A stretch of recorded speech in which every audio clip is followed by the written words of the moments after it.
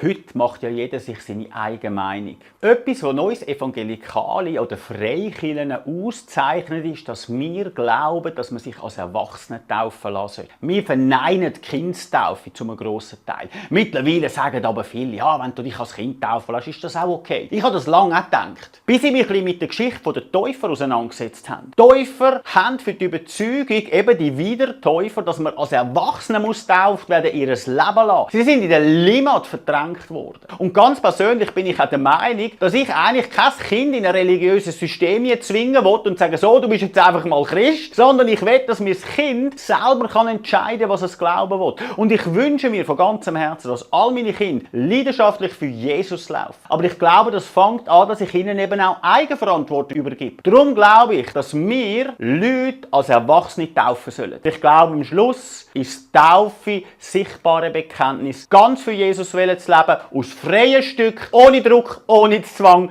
dem Jesus bis zum Rest vom Leben und bis in die Ewigkeit nachzulaufen.